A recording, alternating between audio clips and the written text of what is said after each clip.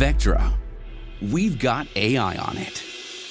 Thank you so much for joining this morning. My name is Daniel, and today, the object of the session today is to talk about the recent guidance that was published by the NCSC with regards to the recent breaches that have taken place in the UK retail sector, okay, specifically around scattered spider. So some quick introductions.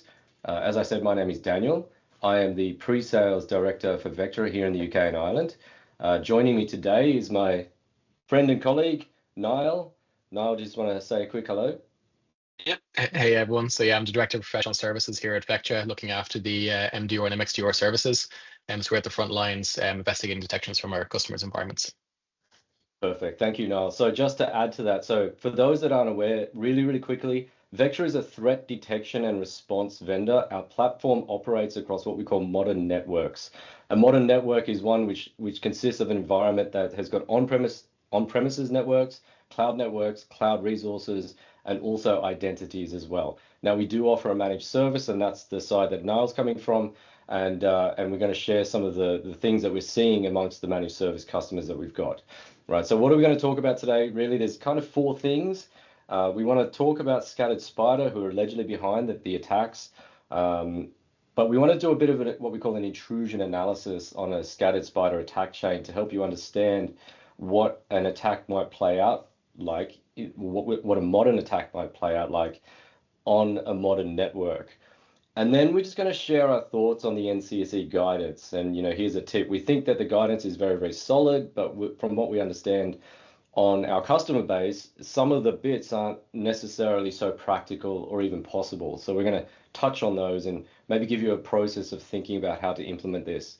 And then we're just going to share some of the things that we see at Vectra, and also lastly end with how Vectra can potentially help. Okay, so hopefully that's all okay. Like I said, there is a chat, so feel free to throw anything in the chat. We'll reach out to you afterwards as well. But if you do have any questions or anything, by all means, reach out to any of us, directly after this. So let's get started. Without spending too much time on this, I think we're all familiar with scattered spider, been around for a few years now. I think my view is that it is kind of a loose term to refer to a decentralized group of individuals, almost like the LOLsec, which was a couple of years ago, effective. But this group has been very effective, as we've seen more recently. But also there's been a number of high-profile attacks attributed to them. And also the key thing is that one of their preferred initial access into the breach is via a identity compromise, right? And that could either be with the telcos, it's been SIM swapping, and also it's been social engineering. And this is part of the problem. The part of the problem is that when you've got a legitimately compromised identity, and you've got a threat actor, logging in effectively with that identity, then it can be very difficult to detect because it looks just like the user logging in. Okay, so let me show you what I mean by that. So this is what we call an intrusion analysis. And again, I'm not going to spend too much time in this because we want to kind of dive into the meat of what NCSC is saying. But just to kind of preface what we're saying, what we're looking at here is an attack path that is modeled off a scattered spider attack that took place not that long ago. But this highlights what I said about a modern network. So we're looking at environments that consist of on-premises data centers, cloud, and identity providers. So in this particular attack, what Scattered Spider did, they socially engineered the help desk, which is very similar to some of the other attacks and more recent ones as well. So socially engineered the help desk to obtain credentials to the identity provider, right? So again, just what that looks like is just a normal user logging in. And then from there, they were able to access the cloud environment. Now, we can only assume that they probably had access for a couple of weeks, if not months, prior to actually accessing the cloud environment. Normally with just a user account, you can't just access the cloud environment. But like any threat actor, once they're in the network, even with a standard user account, there's a lot of stuff floating around there. There is credential, there's a lot of procedures and policies that typically on SharePoint, right? There might be Confluence, and of course there might be things like passwords and usernames knocking around in Teams chats. But also there is the internal social engineering as well. Someone's much more likely to open a document or so forth if it comes from another internal user. But either way, they were able to access a cloud environment and then provision a workload.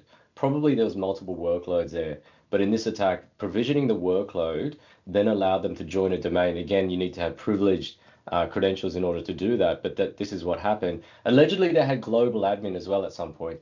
So provisioning the virtual machine, joining it to the network domain, and then from there follow a bit of more traditional attack path on the network, which consists of using LOL bins, lateral movement, reconnaissance, establishing additional C2s. But also the other thing is just similar to reports more recently as well. In this particular attack, the threat actors deployed what's called the Black Cat ransomware in the ESXi environment. And honestly, that's quite difficult to do, I would say, just because there's a lot of steps that need to take place there. But they were able to do that and also, you know, ultimately encrypt the virtual machines, but at the same time also exfiltrate data. So you can see there's a number of steps which actually took place here. And I think that part of the problem, I think that first of all, there was numerous detection opportunities, but I think that part of the problem is adequately identifying that the entire attack sequence in amongst the business as usual data that gets generated across a large environment. You know, I think that, like I said, it's important to look at this as an intrusion analysis and think about what would actually, how this would play out if this were to operate in my environment. I mean, I'll jump in there if there's anything you want to add to that. Otherwise, we'll kind of go on. All right, let's carry on. In the interest of time, let's carry on and let's get to what we were going to talk about, and that's the NCSE guidance. So you might be all aware, NCSE, National Cybersecurity Centre in the UK, formed, I think it was 2015. Someone correct me if I'm wrong there. But actually, in my opinion, from what I've seen, you know, I've worked in the UK in cyber vendors for quite some time now, and I think that it's only been a very good thing for the United Kingdom, because what the NCSC does is offer guidance to UK organisations to protect themselves from cyber threats. And specifically, they published a blog a couple of weeks ago. The link is there, and they're providing some guidance for how to protect against the types of incidents that have been impacting retailers recently. Right, the blog post is very good. Have a look, and if we distill the guidance down, there's effectively 6 steps there, which is what the NCSE is saying. So let's walk through each one of those quickly, and then, you know, me and Niall could give our thoughts on that, and maybe give you some ideas for how you can go about implementing these. So first of all, MFA, pretty standard. Monitoring for account misuse, and the example that they give is looking for risky logins in Entra ID identity protection. Check admin account accesses are legitimate. Review help desk procedures. Ensure that the SOC can identify logins from atypical sources, and then consume threat intelligence. So some initial thoughts, like I said before, I think that this is very solid and sound advice. It is also very, very high level, and I think that from what we've seen with the customers and clients that we work with, not all of these are practical or even possible. So how can you approach that if it's not possible to do one of these things, or not practical? So let me give you an example. MFA is a really good way of protecting identities, as we all know, and there's other forms of passwordless authentication as well. But for some, you know, working with larger enterprise organizations that might have things like mergers and acquisitions, consist of different disparate environments. In the case of retail, there could be users or subsets of users where they can't have MFA for whatever reason. You know, what might pop to mind is people that work in the warehouse, or even people that work on the store as well. I used to work in a retail store many years ago. Another example where MFA is not possible is in education. So this is completely separate to retail, but just to give an example, in education, and that is it's not possible for students to have MFA when they're not allowed to bring a phone into school, right? So that's a different example, but the point is that MFA might not be practical or possible in all environments, right? So that's the first thing. And the second thing is, if we look at point 2, 3, and 5, what we're talking about here is effectively monitoring use cases. And yes, like I said, I think it's very, very good advice, but we need to go a couple of levels deeper on that, because it's not as easy as just monitoring, identifying logins from atypical sources, especially if you've got a lot of users. If you've got 10,000 users or 20,000 users, and part of them are roaming and part of them have come from an acquisition. The problem you're going to have there when you start to set things like this up is a lot of alert noise, right? Because effectively what we're doing is we're trying to implement a detective control to manage a risk to the organization, and the risk is, in this case, scattered spider. But if the output of that control is too many alerts for the SOC to be able to consume, then the risk mitigation effect of that control is going to be very limited for the business. Okay, so hopefully this is making sense.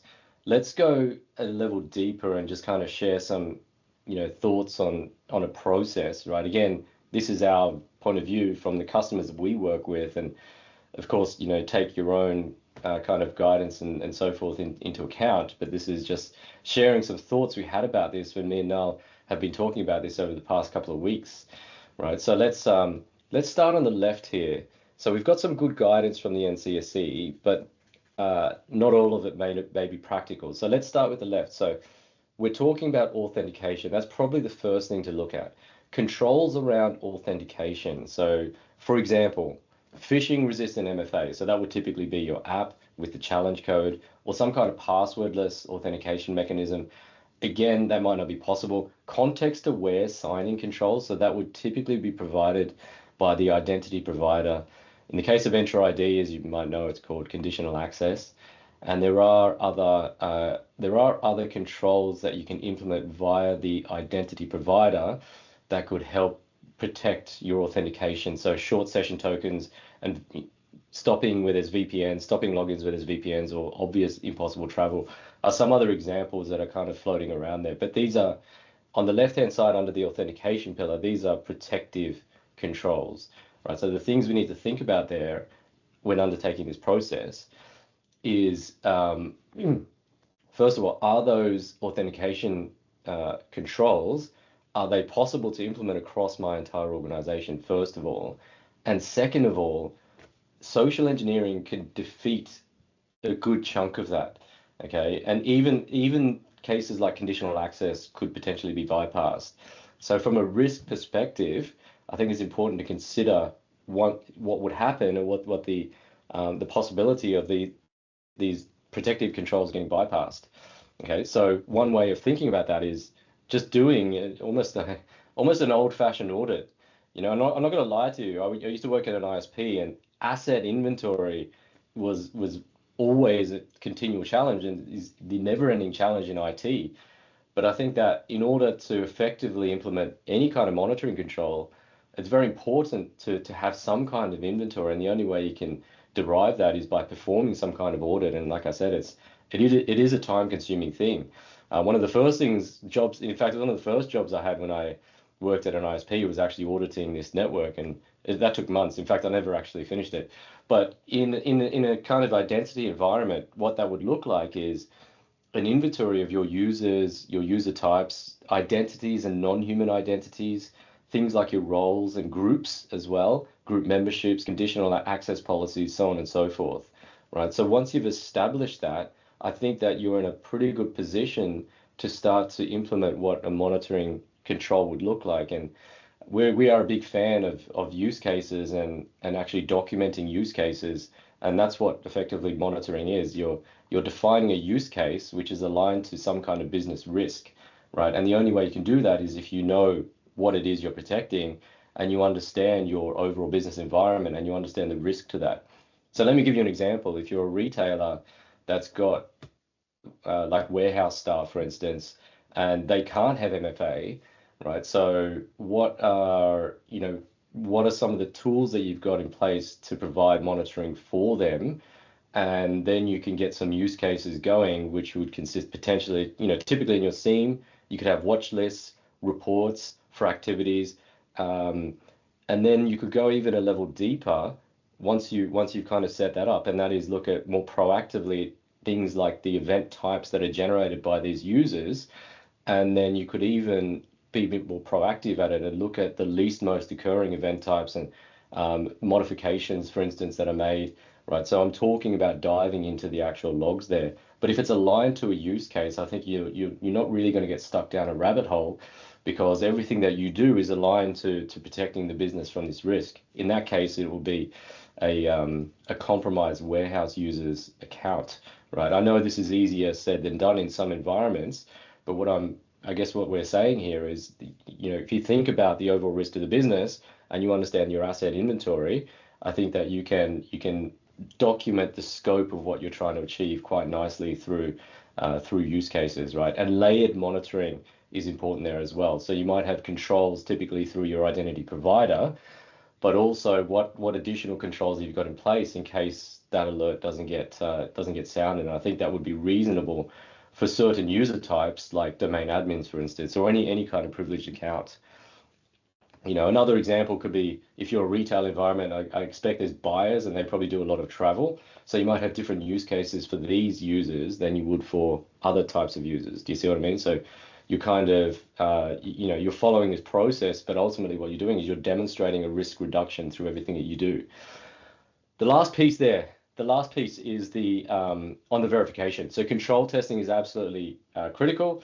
And what we at Vectra say is that it needs to be realistic simulation of threat actor behavior. So what that would look like is actually simulating scattered spider techniques as best as we can, and that ideally would be continuous as well, because you need to test that the controls you put in place are effective, so the alerts do sound. But also you need to test the non-technical aspect as well, and that is the processes around the alerts, for instance, are adequate enough to be able to service that in a reasonable amount of time. So again, hopefully you're still with me. Hopefully this is making sense. I can expand on any of this, by the way, if you want to reach out afterwards, and we will be in contact. The last piece that I will actually share with you is a tool that we've got that could potentially help here. Okay, so Vectra has released an open source tool. It's called Halberd, and this is a cloud security and validation tool, which you potentially could use for auditing as well.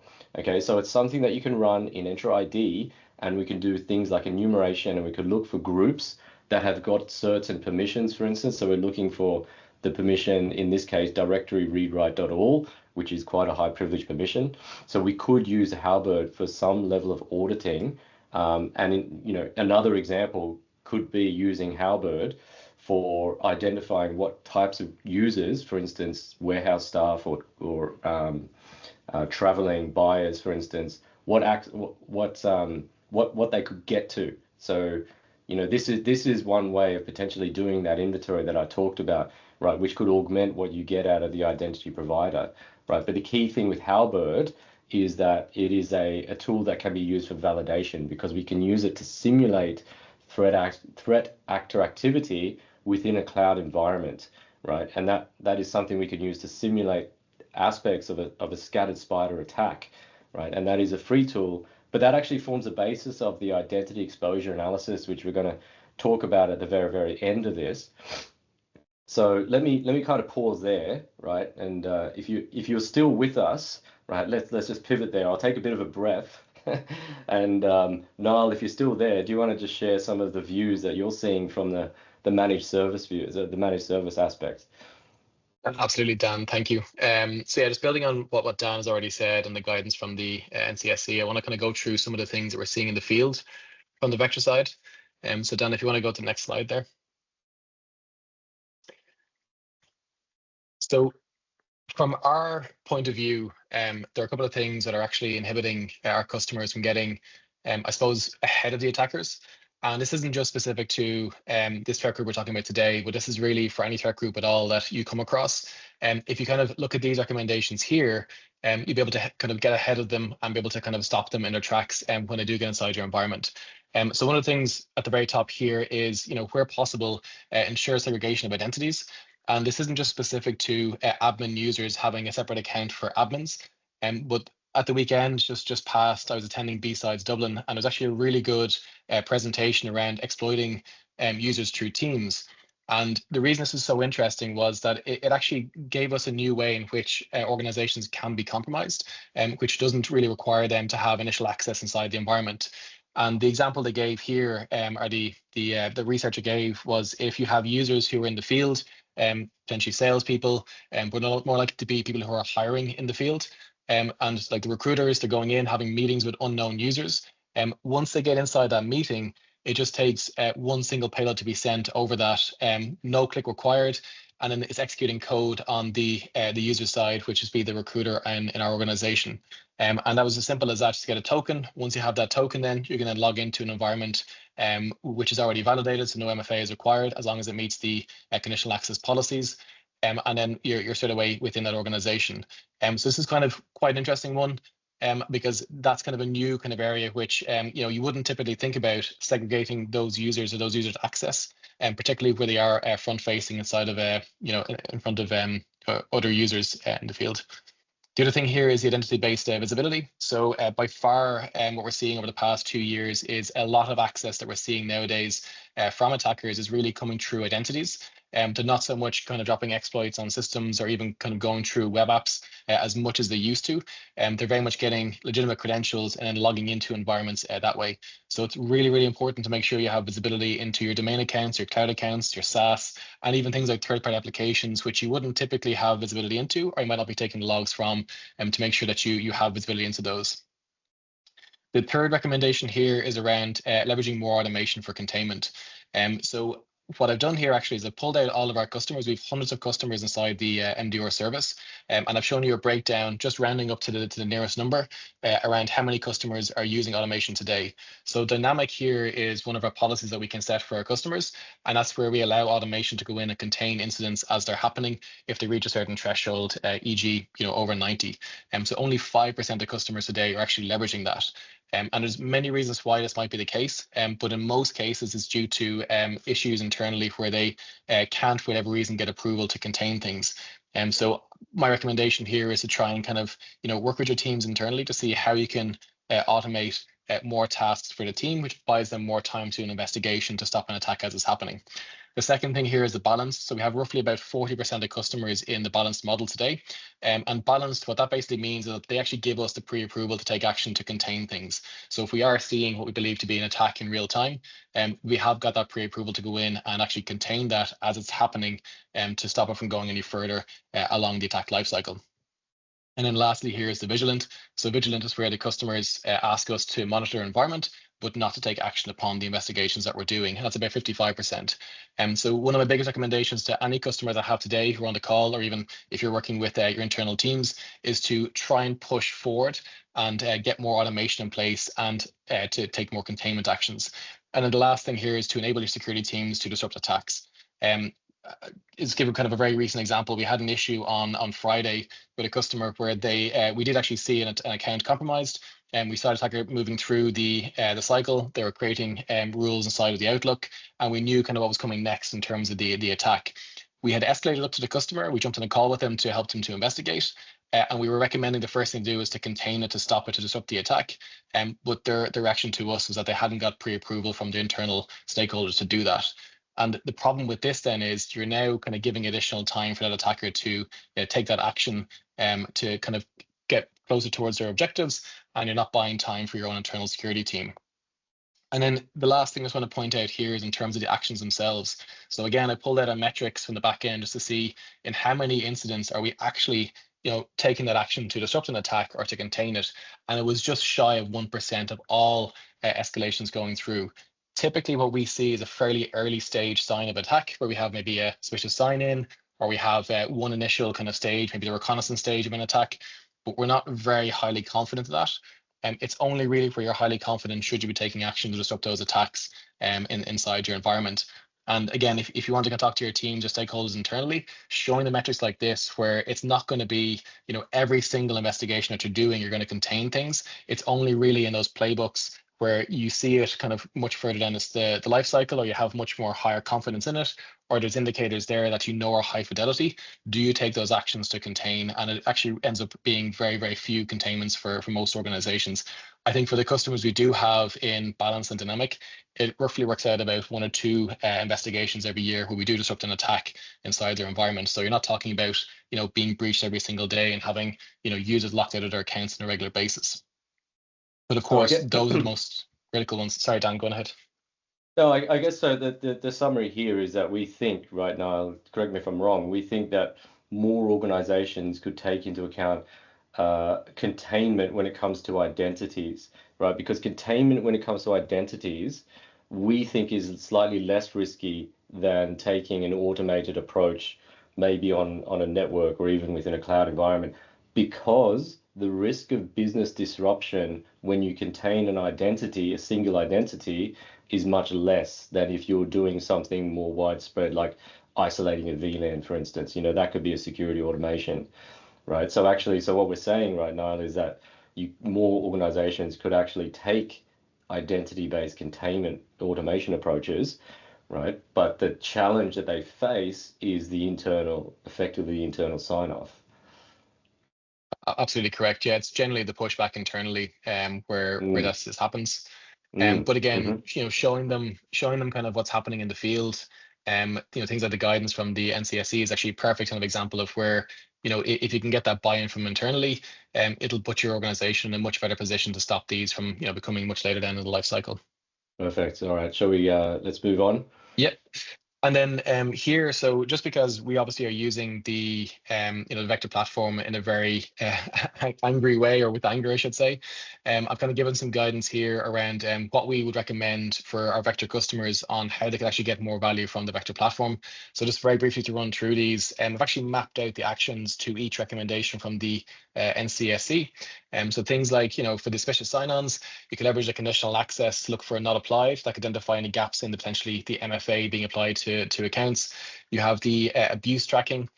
So that's kind of things like risky IP addresses, risky countries. That really is what's prioritized inside our platform, what platform was designed for. So you can see it based upon urgency score. When it comes to pay attention to specific domain admins, you can create groups in the platform. And then for the Rooks customers, you can actually prioritize a set of priority to a group. So if it's a critical group, you can specify that and that to be amplified more for your security teams. For then, of course, reviewing help desk password resets, we have the Azure AD privilege operation anomaly, and look for anyone with the update password profile. For the risky logins, you have your suspicious sign-ons, and specifically have the reason field. And in here, the more high fidelity ones are suspected anonymized VPN, rare country for environment, recent non-suspicious logins. And then lastly, for the threat intelligence, you can, of course, leverage our threat intelligence in the platform, but you can also put in your own threat intelligence if you do have any subscriptions, or you do get from those CISO advisory boards, any ISCs you want to apply for your environment, and we do the capability to do that as well. Dan, I'll hand back over to you. Yeah, thanks, Noel. And again, we'll send these slides out. There's a lot going on there, but effectively, this is more for Vectra customers, but this is showing how the Vectra platform can map to those recommendations and the guidance put out by the NCSE. So the last piece, which is what I alluded to before, is a identity exposure gap assessment. And this is something that Vectra can perform as a complementary service to both existing and prospective customers. And this is where we run that tool that I very briefly introduced earlier. That's Halberd, and we can run that to help you understand what the risk exposure is to a certain user type. Okay, so this can be very, very useful if you want to understand what is effectively the blast radius. If one of your user types is compromised, what can they enumerate? What could they view? Could they add themselves to groups? What permissions are in there? So on and so forth. So it's a really good way of external control or third-party, as a third-party assessment service on top of what you've already got. So please reach out to us, and we can certainly give you more information about that.